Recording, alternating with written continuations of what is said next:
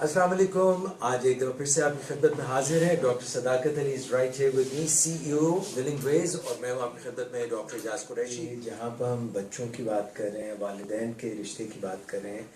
اگر ماں باپ کے درمیان کچھ تنازع ہے یا وہ ایک پیج پہ نہیں ہے تو اس سے بچوں پر بھی کوئی برے اثرات مرتب ہوتے ہیں. 7 سال کی عمر تک بچے کے فارمیٹو ایئرز ہوتے ہیں. اس زمانے میں کی ہوئی باتیں زیادہ دور رس نتائج رکھتی ہیں. جی. جتنی بھی ضروری باتیں ہیں بچوں کو سمجھانے والی, وہ جتنا جلدی سمجھا دی جائیں اتنا ہی ان کے ذہن کی گہرائیوں میں وہ چیزیں جگہ بناتی ہیں.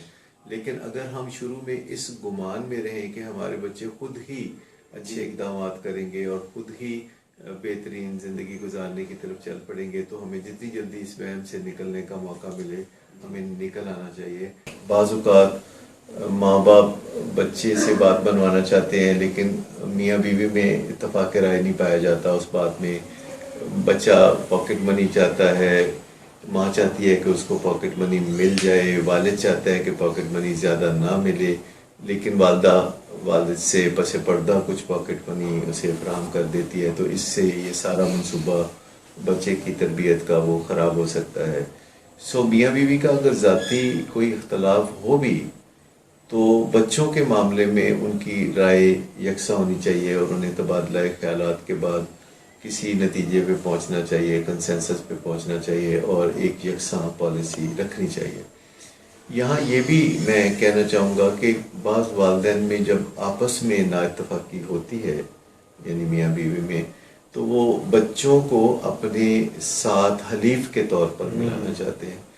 تو ایسی کوئی کوشش فریقین میں سے کسی کی جانب بھی ہو تو اس سے ان کو کوئی فائدہ نہیں ہوتا لیکن بچوں کو بہت نقصان ہوتا ہے. بچے والدین کی نسبت کمزور ہوتے ہیں اور والدین کو جب حلیف کی ضرورت ہو تو ان کو بچوں کی طرف نگاہ نہیں کرنی چاہیے.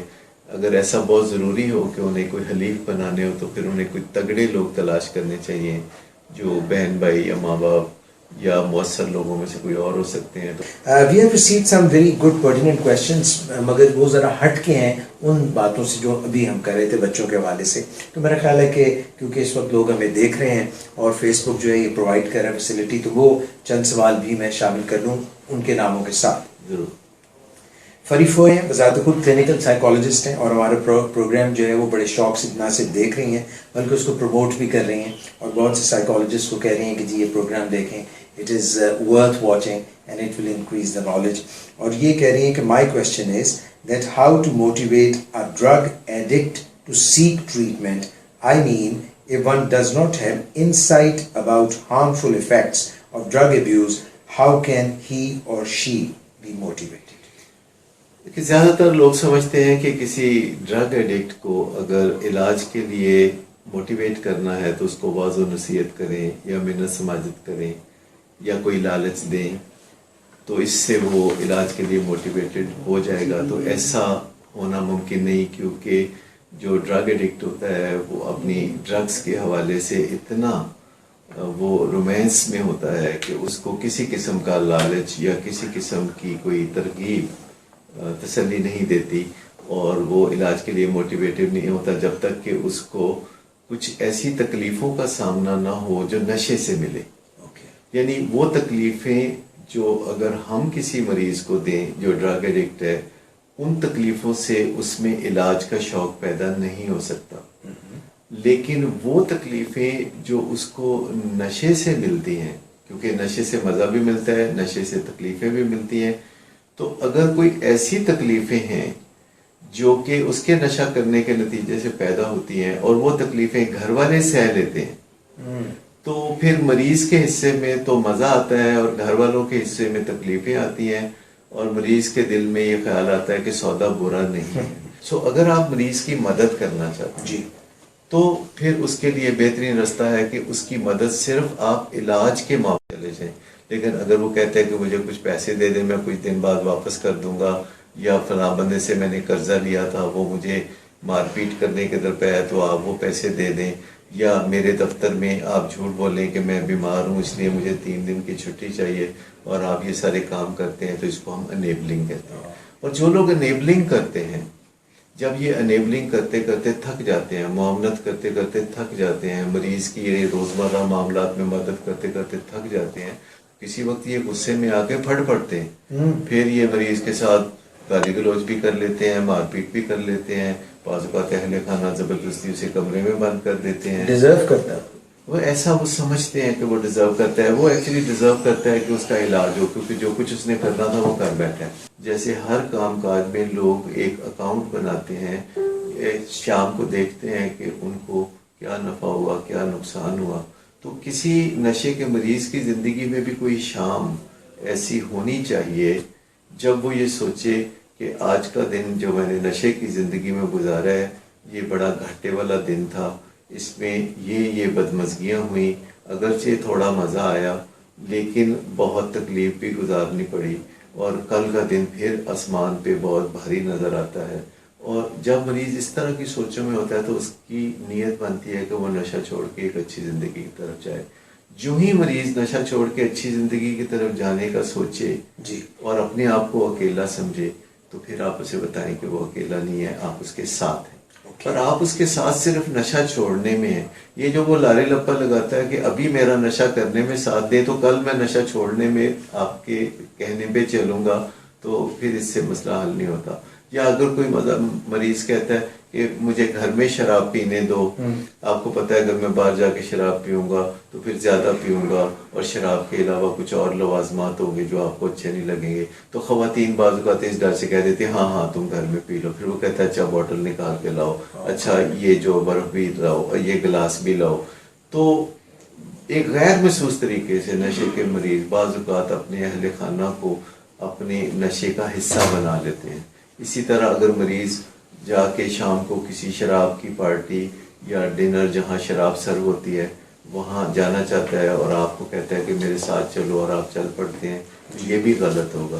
اگر کوئی مریض نشہ کر کے کہتا ہے کہ اپنی بیوی کو کہ میرے ساتھ لانگ ڈرائیو پہ چلو، تو بیوی کو نہیں جانا چاہیے. جب مریض نشے میں ہو اس سے تبادلہ خیالات نہیں کرنا چاہیے، اس سے سوشل انٹریکشن اس کو کم کرنا چاہیے اور اسے بتانا چاہیے اپنے مریض کو کہ میں آپ سے سوشل انٹریکشن صرف اس وقت کر سکتی ہوں یا کر سکتا ہوں جب آپ نشے کے بغیر سوبر حالت میں ہو، اور جو ہی وہ سوبر حالت میں آئے آپ آگے بڑھ کے اس کے ساتھ ایک اچھی زندگی گزارنے کے لیے تیار ہو. سب سے بڑی میتھ ہے جو والدین سمجھتے ہیں کہ نہیں وہ اور بچے ہیں جنہیں نشے کے خطرات ہیں.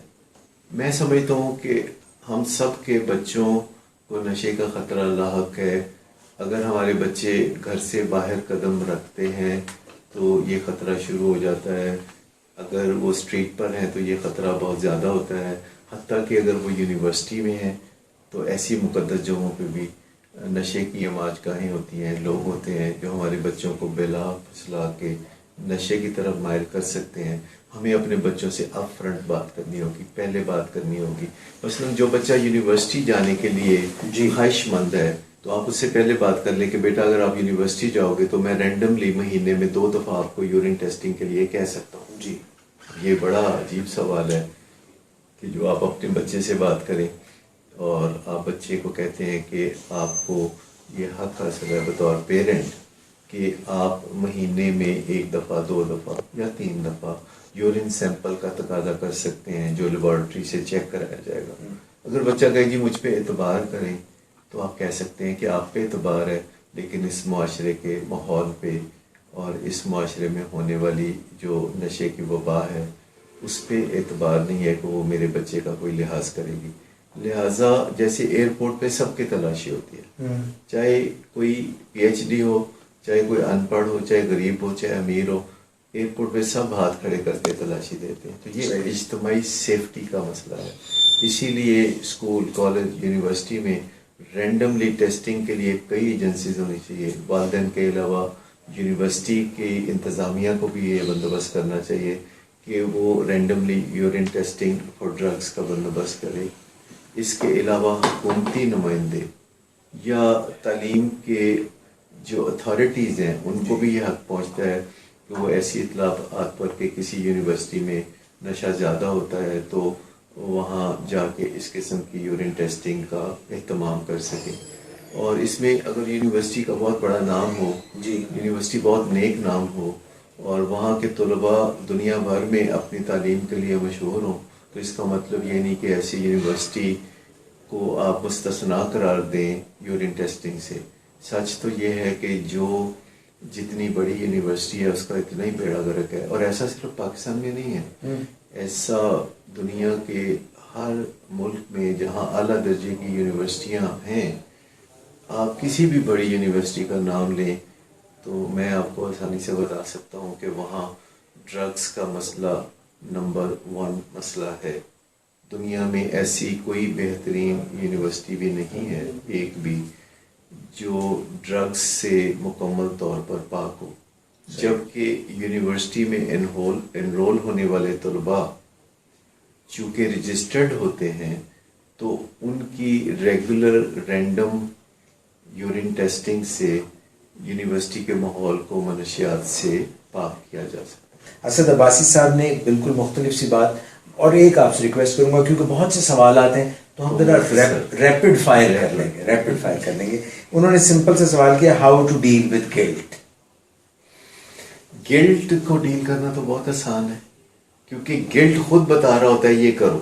دیکھیں اگر آپ کا پاؤں کسی کے پاؤں پہ آ گیا ہے اور آپ گلٹی فیل کر رہے ہیں تو آپ اپولوجائز کر لیتے ہیں اور آپ کہہ دیتے ہیں اگر آپ کے پاؤں پہ چوٹ لگی تو میں آپ کو تھوڑا سا دبا دیتا ہوں, یا پھر آپ کہتے ہیں کہ اب میں نے چونکہ آپ کو تکلیف دی ہے تو میں آپ پر جانے کے طور پر آئس کریم کھلا سکتا ہوں. تو ایک تو ہے معافی, ایک ہے تلافی, ایک ہے اضافی. گلٹ کا حل کہ آپ معافی, تلافی اور اضافی کر لیں.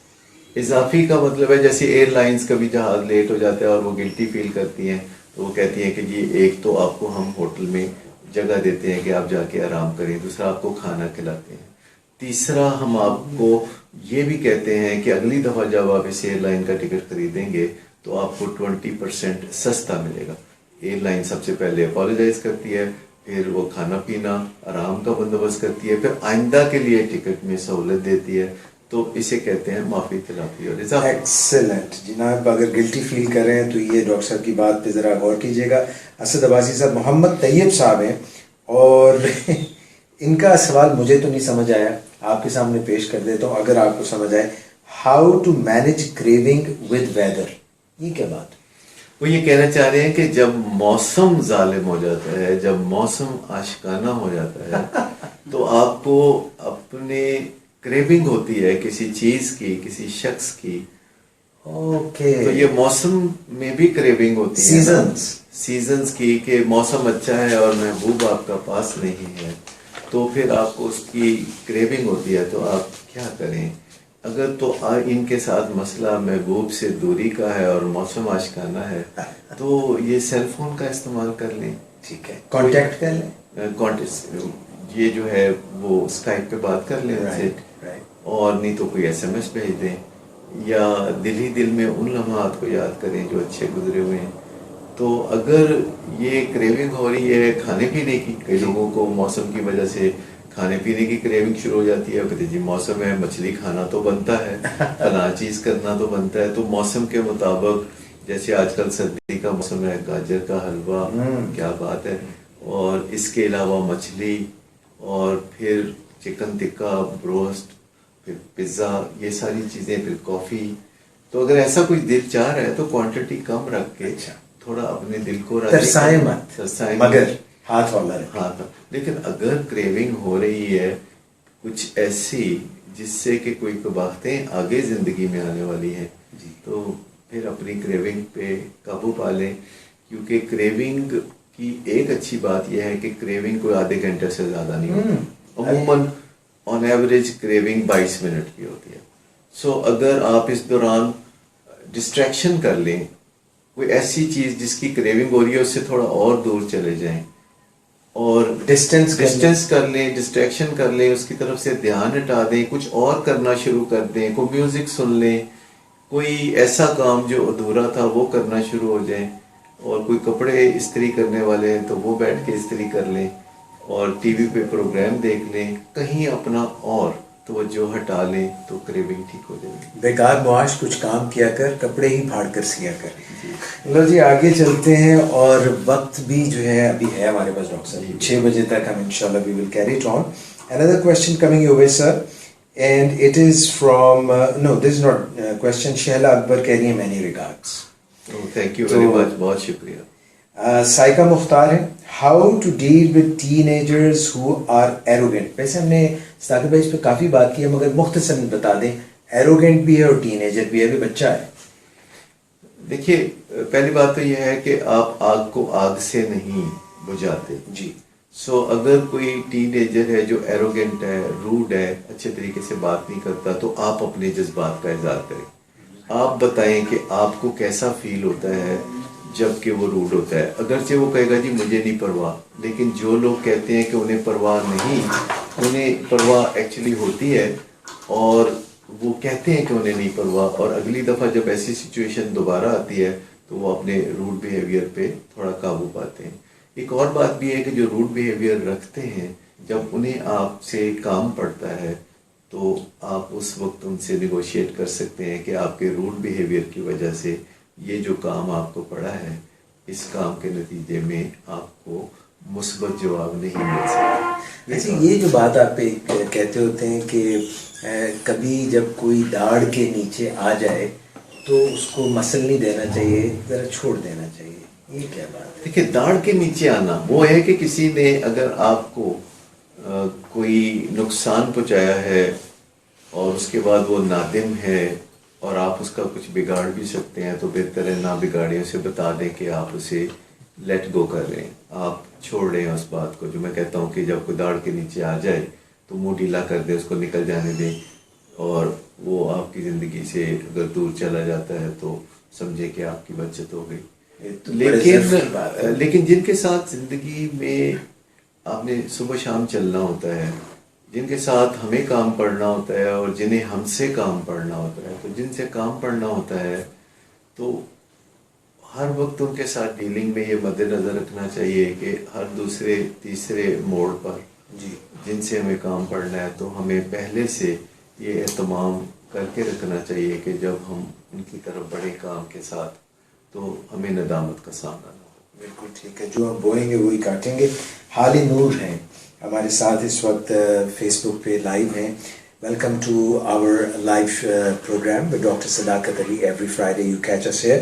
Thank you for being with us. Hali Noor, how to take the decision when you have to leave somebody but you can't leave, when many things happen by miracles and the current situation is not in your favor.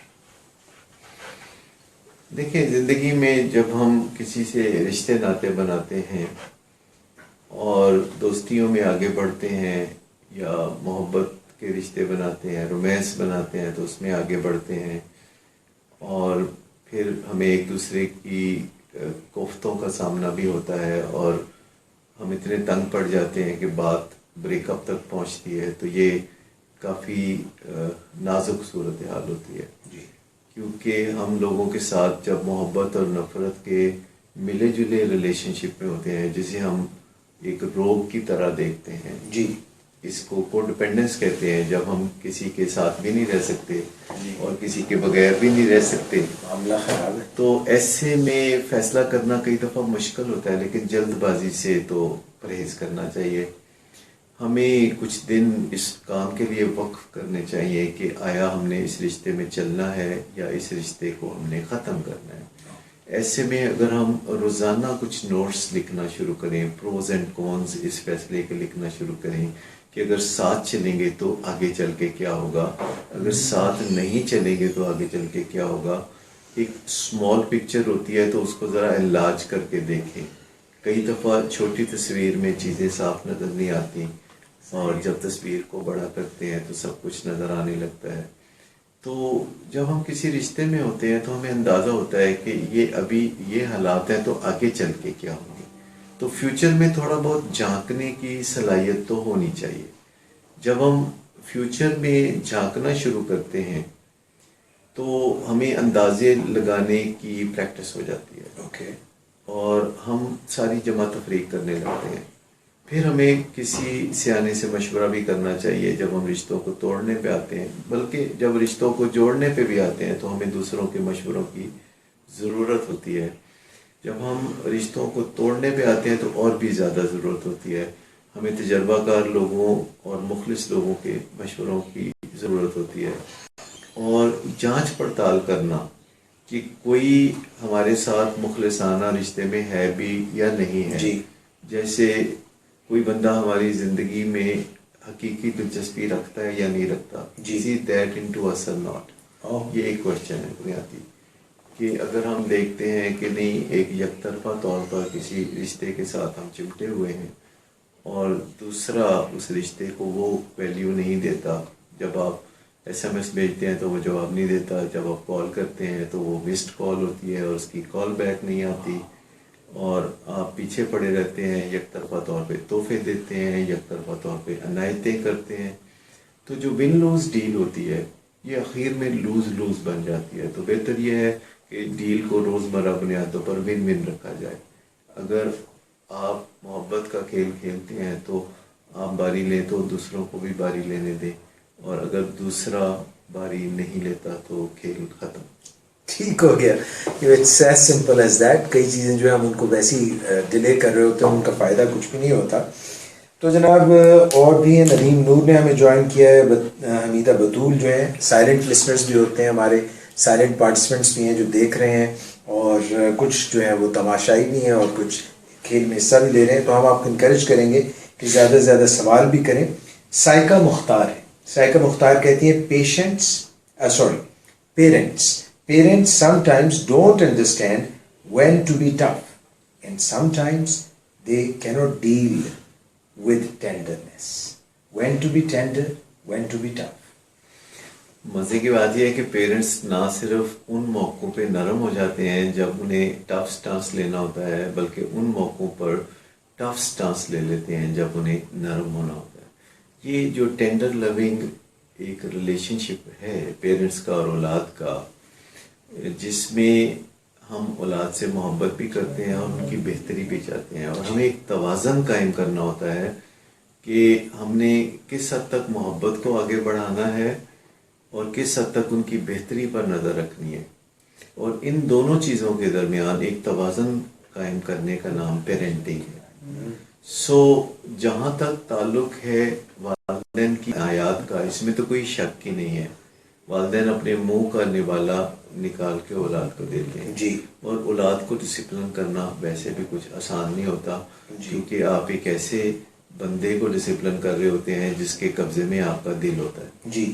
جسے آپ نے امنگوں سے، آرزوؤں سے اور دعاؤں سے حاصل کیا ہوتا ہے. جی. تو ایسے پیارے بچے جو ہم بڑی چاہت سے اپنی زندگی میں لاتے ہیں، جی، تو ان کے ساتھ برتاؤ کرتے ہوئے ہمیں یہ بھی خیال رکھنا پڑتا ہے کہ انہیں ڈسپلن کرنا ہے، اور یہ بھی بھولنا نہیں چاہیے کہ انہیں ڈسپلن کرتے ہوئے جو تکلیف ان کو پہنچے گی اس سے کہیں زیادہ تکلیف ہمیں پہنچے گی. ایک میانہ روی، ایک اعتدال اور موقع کو پہچاننا یہ بہت لازم ہے، ورنہ تو پھر والدین کا حال وہی ہو سکتا ہے جو اس پائلٹ کا تھا جو بڑی شاندار لینڈنگ کرتا تھا غلط ایئرپورٹوں پر. یہ بلا کیا بات ہے. لینڈنگ بڑی سموتھ لیکن غلط ایئرپورٹ پہ. یعنی جانا جو تھا وہ لاہور ایئرپورٹ پہ تھا اور وہ جا کے جو ہے کہیں کھٹمنڈو میں لینڈنگ کر گئے. جی.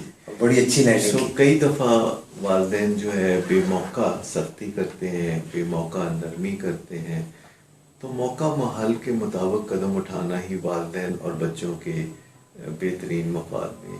مجھے یہ بتائیے کہ جب بچے سننا ہی نہیں چاہتے اور ماں باپ ان کو بتا رہے ہوتے ہیں، اس وقت ان پر اثر نہیں ہوتا بلکہ دوریاں پیدا ہوتی ہیں، اور جب بچے آپ کے پاس پلٹ کے آتے ہیں کہ ہاں مجھ سے غلطی ہوئی اب بتائیے، تو آپ روٹھے بیٹھے ہوتے ہیں، ماں باپ روٹھے بیٹھے ہوتے ہیں. تو یہ جو لرننگ مومنٹس ہیں اور ٹیچنگ مومنٹس ہیں ان میں کوئی تضاد ہوتا ہے، اس کا کچھ بتائیں گے، یہ کیا کھیل ہے؟ دیکھیں، لرننگ مومنٹ اور ٹیچنگ مومنٹس یہ ایک ہی مومنٹس ہوتے ہیں. اس میں صرف کردار کا فرق ہوتا ہے کہ ٹیچنگ والدین نے کرنی ہوتی ہے اور لرننگ بچوں نے کرنی ہوتی ہے. مومنٹس وہی ہوتے ہیں اور یہ کبھی کبھی نصیب ہوتے ہیں. ایسے لمحات کبھی کبھی ملتے ہیں جب والدین ٹیچ کرنے کے لیے بالکل تیار ہوں اور بالکل ایسے ہی موقع پر بچے سیکھنے کے لیے تیار ہوں، اور ان موقعوں کو غنیمت جاننا چاہیے. یہ موقع والدین اور بچوں کی زندگی میں آتے ضرور ہیں لیکن کم آتے ہیں. زیادہ تر بچے جب بہت چھوٹے ہوتے ہیں تو وہ والدین کے پاس آنا چاہتے ہیں کچھ سیکھنے کے لیے، اور والدین اس زمانے میں ذرا مصروف ہوتے ہیں، انہوں نے بھی اپنے ضروری کام کرنے ہوتے ہیں. صحیح. اور وہ سمجھتے ہیں کہ چھوٹے چھوٹے بچے ہیں، ان کے ساتھ ہم کیا بات چیت کریں. انہیں لگتا ہے کہ ان کے ساتھ کوئی مناسب تبادلہ خیالات ہو نہیں سکتا. جی. لیکن جب پھر بچے بڑے ہو جاتے ہیں تو ان کے ذہن میں بیٹھ جاتا ہے کہ جب بھی ہم والدین سے رجوع کرتے ہیں تو والدین ان سے پوچھتے اچھا کیا چاہیے. جی. وہ والدین کو یہ بہت گمان ہوتا ہے کہ بچے جب بھی ان کے پاس آتے ہیں انہیں کچھ چاہیے. اوکے. کوئی شک نہیں کہ بچوں کو چاہیے، پر کبھی کبھی بچوں کو صرف ایک حق چاہیے ہوتی ہے، کبھی بچوں کو ایک پیار کی نظر چاہیے ہوتی ہے. بچوں کو ہر وقت پیسے یا ضرورتیں پوری کرنے کے لیے رقم نہیں چاہیے ہوتی. رائٹ. اچھا ڈاکٹر صاحب، ایک اور معاشرے میں کافی مسئلہ ہے اور اسی کے متعلق جو ہے سوال بھی آیا. اب یہ جو ہے اصل میں ان کا یہی نام ہے یا آپ کو پتہ ہے مختلف نام بھی ہمارے فیس بک پہ لوگوں نے رکھے. بہادر سپاہی یہ نام ہے، اور کہہ رہے ہیں کہ sir informative session, I like it. I want to ask you the reason for weak family ties nowadays as compared to well-knitted family setups in the past. What has led to the weakness of bonds among family members these days? اچھا، وہ ہمیں لگتا ہے ہمیشہ کہ پہلے زمانوں میں کچھ اچھا تھا جو اب اچھا نہیں رہا. جی. وہ پہلے جو ٹائز تھیں وہ کوئی بہت زیادہ اسٹرانگ نہیں تھی. وہ والدین کی ہائی ہینڈیڈنس تھی کہ وہ بچوں کی مار پٹائی شروع کر دیتے تھے ذرا سی بات پہ، اور بچے خوف اور ڈر کے مارے والدین کا حکم بجا لاتے تھے اور ہاں جی کرتے رہتے تھے، لیکن دل سے ان کے اندر کوئی تبدیلی نہیں آتی تھی اور وہ گھٹن کا شکار بھی ہوتے تھے. آج کے زمانے میں ایک دوسری ایکسٹریم پہ والدین چلے گئے ہیں جس میں کہ وہ بچوں کو کہتے اچھا جو یہ چاہیں مرضی کریں، انہیں بالکل نہ روکا جائے، یہ جس قسم کی سرگرمیوں میں بھی حصہ لینا چاہتے ہیں انہیں لینے دو، یہ خود ہی اپنے تجربے سے. تو یہ دوسری ایکسٹریم ہے. اصل بات یہ ہے کہ جو رشتے ناطے بنائے جاتے ہیں وہ ایک دوسرے کے ساتھ لین دین کی بنیاد پر بنائے جاتے ہیں. جیسے بچے والدین کی طرف دیکھتے ہیں اپنی ضروریات کے لیے، اور والدین بچوں کی طرف دیکھتے ہیں کہ بچے ان کے اطمینان کے مطابق زندگی گزاریں اور بچے ان کو کوئی فخر دیں. بچے زمانے میں ان کا نام اونچا کریں. والدین اپنی تمناؤں اور آرزوؤں کا بوجھ کمزور بچوں کے کندھے پہ بہت زیادہ ڈالنے لگے ہیں. سو گھروں میں یہ ہوتا ہے کہ اگر آپ کسی کی کوئی نان سینس حرکت بالکل برداشت نہیں کرتے اور رستے جدا کرنے لگتے ہیں ذرا سی بات پہ، تو پھر گھرانے بکھر جاتے ہیں، تو یہ بھی غلط ہے. لیکن اگر آپ ہر نان سینس کو ایبزارب کرتے ہیں، امبریس کرتے ہیں، برداشت کرتے ہیں، تو پھر نان سینس حرکتیں، ایڈکٹیو بیہیویئرز بہت بڑھنے لگتے ہیں. صحیح طریقہ یہ ہے کہ آپ غلط بیہیویئر کے بارے میں بات کریں اور آپ بتائیں کہ یہ غلط بیہیویئر ہے، ہمیں قابل قبول نہیں، اور اگر اس بیہیویئر سے کوئی برا نتیجہ نکلا تو وہ آپ کو کچھ سہنا پڑے گا. جب ہم مروت سے ذرا پہلو تہی کر کے دوسروں کو بتا دیتے ہیں کہ آپ جو کچھ کر رہے ہیں وہ آپ کے لیے اور اس گھرانے کے لیے اچھا نہیں ہے، لیکن آپ یاد رکھیے کہ جو بھی نقصان اس میں سے ابھرے گا اس کا بڑا شیئر تو بہرحال آپ ہی کو لینا پڑے گا. جب ہم دوسروں کے ساتھ یہ صدقے والی ہونے والا بیہیویئر بلا وجہ کہ جی میں جو ہوں تم فکر نہ کرو میں سنبھال لوں گا، اور اس پہ لوگ سنبھالنے کی بھی کوشش کرتے ہیں، انسان کو اپنے کیے کے نتائج دنیا میں ہی ملتے رہیں تو وہ بڑا سیدھے راستے پہ رہتا ہے. بڑا سمپل سا مگر اہم سوال ہے. لوگوں میں امپیشنس بہت ہو گئی ہے، تو how to deal with impatience with in our selves and how to deal with the impatience of others. دیکھیں یہ امپیشنس جو ہے اگرچہ کم ہونی چاہیے، کیونکہ دنیا میں ہر چیز اب جلدی جلدی ہو رہی ہے، یعنی زندگی کی رفتار بہت تیز ہے. آپ کو جو سہولتیں پہلے حاصل نہیں تھی اب وہ حاصل ہیں. پہلے آپ کو بہت زیادہ انتظار کرنا پڑتا تھا ایسی عام سی چیزوں کا، جو اب آپ کو بہت کم انتظار کرنا پڑتا ہے اور چیزیں بہت جلدی میسر آتی ہیں. میرے دیکھتے دیکھتے پچھلے کوئی 40 سال میں بہت ہی کچھ بدل گیا، اور زندگی جو ہے بہت آسان ہوتی جا رہی ہے. یہ آپ سیل فون کی مثال لیں تو یہ کتنا جادو اثر چیز ہے کہ آپ اس کے ذریعے کتنے کام کر سکتے ہیں. یا کمپیوٹرز پھر آئے تو کمپیوٹر سے بہت سارے کام کرنے بہت آسان ہو گئے. پھر یہ وائی فائی، انٹرنیٹ، یہ چیزیں، اور آپ کو ہمیشہ یہی پھر گلا رہتا ہے کہ یہ سلو کیوں ہے. اچھا، اگر آپ اندازہ کریں تو پچھلے 15 سال میں یہ جو سپیڈ ہے انٹرنیٹ کی، یہ شاید 500 گنا بڑھ چکی ہو. ایسے ہی اگر یہ 500 گنا بڑھ چکی ہے تو پھر یہ سلو کیسے ہے؟ ہماری ایکسپیکٹیشن، توقعات. اسی طرح اور بہت ساری چیزیں ہیں زندگی میں جو ہمارے حق میں جتنا پلڑا بھاری ہوتا چلا جاتا ہے، ہماری ناشکری اتنی ہی بڑھتی چلی جاتی ہے. اصل میں یہ گریٹیچیوڈ کا ایک پہلو ہے. اگر ہم تشکر کی پالیسی کو اپنائیں اور تھوڑا بہت ہر روز صبح شام سوچ لیں کہ اللہ کی کون سی نعمتیں ہیں جن پہ ہم اس کے شکر گزار ہو سکتے ہیں، تو ہمارا دھیان ادھر زیادہ ہو جائے گا اور اپنی محرومیوں کی طرف کم ہو جائے گا. اور میں آپ کو بتاؤں، گریٹیچیوڈ کا ایٹیچیوڈ ایسا ہے جو آپ کو ڈپریشن سے نجات دیتا ہے، غصے سے اور بے چینی سے نجات دیتا ہے. اور جو بے صبری ہے یہ انگزائٹی کا گھر ہے. اور بے صبری کہ کیا ہوگا، کل کیا ہوگا، یہ ہمیں گریسفلی ایکسیپٹ کرنے کی ضرورت ہے. یعنی بہت ساری چیزیں ہوتی ہیں جو ہماری زندگی میں ایسی ہوتی ہیں جن پر ہمارا کوئی کنٹرول نہیں ہوتا، یا ہمیں بے یقینی کی صورتحال کا سامنا ہوتا ہے، یا ہمیں پتہ نہیں ہوتا کہ ہوگا کیا. اب ان سب چیزوں کے حوالے سے ہم ایک ہی رویہ ہے ہیلدی جو اپنا سکتے ہیں، وہ ہے گریسفلی اپنی انیبلٹی کو ایکسیپٹ کرنا، اس چیز کو تسلیم کرنا کہ تمام چیزوں پر میرا کنٹرول نہیں ہو سکتا، اور میں یقینی طور پر نہیں جان سکتا کہ کل کیا ہوگا. اور میں اس کیفیت کو جو کہ مجھے بے چینی دیتی ہے، اگر میں گریسفلی ایکسیپٹ کروں گا تو یہی میرے بہترین مفاد میں ہے. اور کوئی بھی دوسرا طریقہ جو وقتی طور پر مجھے سکون دے یا تسلی دے، ان دی لانگ رن میری بے چینی اور بے صبری کو اور بھی بڑھا دے. اچھا جی، ایک سوال جو ہے وہ طلحہ خالد صاحب کی طرف سے ہے، اور وہ کہتے ہیں کہ کیا ایڈکشن کو ہیلتھی بنایا جا سکتا ہے؟ کہاں ایڈکشن اور کہاں ہیلتھ، ان دونوں کو کیسے جوڑ کیا ہے؟ اچھا، یہ بعض لوگ غلط فہمی میں ایڈکشن کے لفظ کو مثبت طور پر بھی استعمال کرتے ہیں.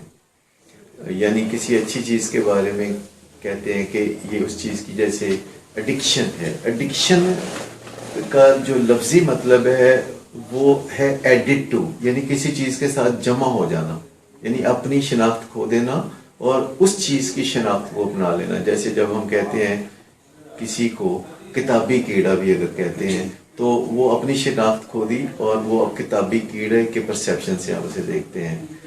یا ہم کسی کو کہتے ہیں کہ وہ شرابی ہے تو وہ اب جو بطور انسان اس کی جو پہچان تھی وہ ختم ہو گئی. تو ایڈکشن کا مطلب کسی چیز کے ساتھ ایڈ ہو جانا ہے. دوسرا، ایڈکشن ان عادتوں کو کہا جاتا ہے جس کا کوئی وقتی سا فائدہ ہوتا ہے لیکن ان دی لانگ رن بہت نقصان ہوتا ہے. تو عادت اسے کہا جاتا ہے کہ جس کا وقتی فائدہ بھی ہوتا ہے اور ان دی لانگ رن بھی فائدہ ہوتا ہے. اردو میں جسے ہم عادت کہتے ہیں اور انگریزی میں جسے ہم ہیبٹ کہتے ہیں، جب ان میں صرف فائدہ نکلنا بند ہو جاتا ہے اور نقصان آنا زیادہ شروع ہو جاتا ہے تو پھر اسے ہم ایڈکشن کہتے ہیں یا علت کہتے ہیں. عادت کے لیے جو لفظ ہے متبادل، یعنی عادت میں سے نقصان نکلنا شروع ہو جائے تو پھر اسے علت کہنا شروع ہو جاتا ہے. اسی طرح ہیبٹ ہے اور ایڈکشن. سو ایڈکشن کوئی بھی ایسی نہیں ہے جی جو فائدے مند ہو. جیسے فرض کریں کوئی ایکسرسائز کی ایڈکشن میں مبتلا ہے تو ہم اسے انکریج نہیں کر سکتے کیونکہ اسے نقصان ہوگا. کیوں؟ وہ تو فائدہ مند بات ہے، ایکسرسائز کر رہا ہے. نہیں، ایکسرسائز سے بھی ڈیمیج ہوتا ہے اگر حد سے زیادہ کی جائے، جسم کی تکلیف کو نہ سنا جائے، جسم کی آواز کو نہ سنا جائے. اسی طرح ورکہولزم ہے، تو اگر کوئی کام زیادہ کرتا ہے، منافع زیادہ کماتا ہے تو آپ بولیں گے یہ تو بہت اچھی بات ہے، لیکن پھر آخر کار وہ دل کے دورے کے ساتھ پنجاب انسٹیٹیوٹ آف کارڈیالوجی جائے گا. بیلنس. تو بیلنس جو ہے از دا نیم آف دی گیم. سو ایک میانہ روی کے ساتھ ایون سوشل ورک اگر آپ حد سے زیادہ کریں گے تو اس سے بھی آپ کے لیے اور دوسروں کے لیے نقصانات نکلیں گے. حد فاصل جو ہے وہ بہترین چیز ہے. باؤنڈریز کو کراس کرنے سے کوئی فائدہ نہیں. باؤنڈریز کو ڈیفائن کر لینا چاہیے. اور ڈاکٹر صداقت علی، یہاں پر سوالات ماشاءاللہ جیسے سلسلہ چل سا نکلا ہے اور کافی سوال آ رہے ہیں. شہلا اکبر، ایز بیوی لیٹ گو کیسے کرے؟ کافی لمبا سا سوال ہے. وہ یہ کہنا چاہ رہی ہیں کہ جب کوئی بندہ بالکل بھی تیار نہ ہو اپنے اندر کوئی تبدیلی لانے پر اور وہ ایک دیوار بنا دے رشتے کے درمیان، ایک تو وہ بدلنے کے لیے تیار نہیں، پلس اس نے بیچ میں ایک دبیز پردہ بنا دیا، حائل کر دیا ہے اور سائلنس اختیار کر لیا ہے اور تبادلہ خیال پہ تیار نہیں اور اپنی ڈگر پہ چلا جا رہا ہے، تو پھر ایسے بندے کا کیا کیا جائے؟ در حقیقت کبھی کبھی ہمیں ایسا لگتا ہے کہ اپنے اہل خانہ کے حوالے سے ہم بہت بے بس ہیں.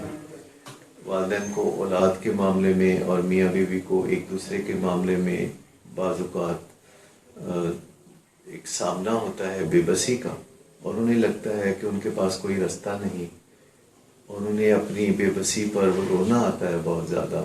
لیکن میں آپ کو بتاؤں کہ اس حوالے سے ایک فکرہ ہم کہتے ہیں کہ ورکنگ آن می فرسٹ کا جو پہلو ہے، اپنی ذات پر کام کا آغاز کرنے سے دروازے کھلنا شروع ہوتے ہیں، رستے بننا شروع ہوتے ہیں. اہل خانہ کے رویے ایک دوسرے کو یقیناً متاثر کرتے ہیں.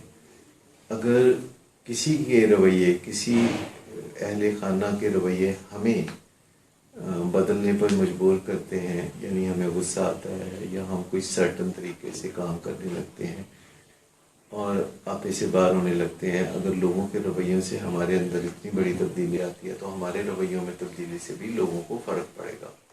اگر آپ دیکھیں تو چوک میں کھڑا گداگر بعض اوقات ہمارے رویوں میں کتنی بڑی تبدیلی لاتا ہے. وہ ہمیں اپنے اشاروں کے مطابق چلاتا ہے. وہ آ کے تو گاڑی کے شیشے پہ ناک کرتا ہے، ہم بری نظروں سے پہلے غور سے اس کی طرف دیکھتے ہیں کہ اس نے جرت کیسے کی کہ ہماری گاڑی کا شیشہ تھپتھپایا، اور پھر ہم اسے اگنور کرتے ہیں. پھر وہ دوبارہ تھپتھپاتا ہے، پھر ہم شیشہ نیچے کر کے تو اس کو کچھ برا کہتے ہیں، پھر ہمیں گلٹ ہوتا ہے، پھر ہمیں لگتا ہے کہ یہ پتہ نہیں کوئی بد دعا نہ دے، اور پھر ہم جیب سے پیسے نکال کے. تو ایسا بندہ جس کے ساتھ ہم شب و روز گزارتے ہیں، جو ہمارے ساتھ لائف پارٹنرشپ میں ہے، یا ہمارے بچے جو ہمارے ساتھ خونی رشتے میں ہیں، تو کیسے ممکن ہے کہ ہمارے رویوں میں کوئی مناسب تبدیلی آئے تو اس تبدیلی کا ان پہ کوئی اثر نہ پڑے؟ زیادہ تر کلائنٹس جب لوگ میرے پاس آتے ہیں اور اپنے کسی فیملی ممبر کی شکایات کرتے ہیں اور گلے شکوے کرتے ہیں کہ انہوں نے ہماری زندگی کو اجیرن بنایا ہوا ہے، تو وہ توقع یہ رکھتے ہیں کہ میں کسی ایس ایچ او کی طرح ابھی حوالدار بھیجوں گا جو انہیں کان سے پکڑ کے لائے گا اور پھر میں ان کو سمجھاؤں گا. کیونکہ جب میں انہیں یہ کہتا ہوں کہ start working on your self, تو وہ کہتے ہیں میرا تو کوئی قصور نہیں. تو ہم کہتے ہیں نہیں، قصور ہونا ضروری نہیں. بعض اوقات ہمیں تکلیفیں ہمارے قصور کے بغیر ہی پہنچتی ہیں، سلوشن ہمیں پھر بھی تلاش کرنے پڑتے ہیں. دنیا میں جتنے بھی سلوشن اور ایجادات آج تک ہوئی، یہ ان لوگوں کے ہاتھوں تو نہیں ہوئی جن کا کوئی قصور تھا. یہ وہ سمجھدار لوگ تھے جنہوں نے اپنی سوچوں کے گھوڑے دوڑائے اور پھر ایسے سلوشن نکالے اور ایسی ایجادات کی جس سے نہ صرف انہوں نے فائدہ اٹھایا بلکہ دنیا میں بے پناہ لوگوں نے ان کی ایجادات سے فائدہ اٹھایا. زبردست. طلال زبیر کہتے ہیں I would like to ask doctor صاحب how to deal with narcissist. یہ کیا چیز ہے؟ نارسسسٹ ان لوگوں کو کہا جاتا ہے جو اپنے آپ کو پیار کرتے ہیں. نرگسیت جسے کہا جاتا ہے. اپنے آپ کو پیار کرنا ویسے تو اچھی بات ہے، لیکن حد سے جیسے ہم کہتے ہیں بڑی ہوئی کوئی چیز جس سے آپ دوسرے لوگوں کے بارے میں لاپرواہ ہو جائیں اور ان کی نیڈس کے بارے میں بالکل بھی نہ سوچیں اور آپ کی سوچوں میں صرف آپ کا اپنا مفاد ہو، اپنا ہی عکس نظر آئے اور دوسروں کو تکلیف پہنچے تو آپ کو کوئی تکلیف نہ ہو. تو ایسی صورتحال میں اگر واسطہ انسان کا کسی نرگسیت زدہ جی انسان سے ہو جی تو پھر بھی پہلو یہی ہے کہ اگر وہ آپ کا خیال نہیں رکھتا تو آپ تو اپنا خیال رکھ سکتے ہیں. زیادہ تر ہم اپنا خیال رکھنا چھوڑ دیتے ہیں جب لوگ ہمارا خیال نہیں رکھتے، حالانکہ عین اس وقت جب لوگ ہمارا خیال نہیں رکھتے یا لائف پارٹنر ہمارا خیال نہیں رکھتے یا اولاد ہمارا خیال نہیں رکھتی تو اٹس اباؤٹ ٹائم کہ ہم اپنا خیال رکھنا شروع کر دیں. اور ہمیں اپنا خیال رکھتے ہوئے دیکھ کے لوگوں کو بھی احساس ضرور ہوگا کہ ہم یہ پسند کرتے ہیں کہ اچھی چیزیں ہماری زندگی میں بھی آئیں. میں آپ کو بتاؤں والدین اور دوسرے لوگ بعض اوقات خود دوسروں کو یہ ٹیچ کرتے ہیں کہ ہمارا خیال مت رکھو، ہماری خیر ہے. کیوں؟ تو جب ہم خود ہی لوگوں کو یہ میسج خاموشی سے یا زبان سے دیں کہ ہماری خیر ہے، ہمیں آپ بیک برنر پہ ڈال دیں، ہمارا کوئی ہم بوڑھے ہو گئے ہیں، اب تو ہم نے زندگی جو گزارنی تھی گزار لی ہے. جب ہم اس طرح کی باتیں کرتے ہیں تو دوسرے انہیں سنجیدگی سے لے لیتے ہیں، جبکہ ہم اصل میں دوسروں کو یہ احساس دلانے کی کوشش کر رہے ہوتے ہیں کہ وہ ہمارا حق ہمیں دے دیں، ہمارا عزت احترام ہمیں دے دیں اور ہماری ضروریات کا خیال رکھیں، کیونکہ ہم ان کی ضروریات کا خیال رکھتے ہیں. Very thought provoking. Abdul Mannan کہتے ہیں why gym people start using cigarette for weight control especially girls. کتنی زبردست بات. یہ منان بٹ ہے میرا خیال، یہ بڑے عبد المنان جی. عبد المنان، ہاں یہ میرے ساتھ بہت پہلے کام کرتے رہے ہیں. کہتے ہیں کہ even many trainers are doing this. ہاں بات یہ ہے کہ یہ جو جم ایکسرسائز جسے کہا جاتا ہے میڈیکلی اسے اچھا نہیں سمجھا جاتا، کیونکہ یہ کوئی عجیب سی بات ہے کہ سارا دن صبح 9 بجے سے شام 5 بجے تک آپ ٹیبل کرسی پہ بیٹھے اور پھر یکدم جم میں جا کے آپ زوردار ایکسرسائز کریں. یہ دوسری ایکسٹریم ہے.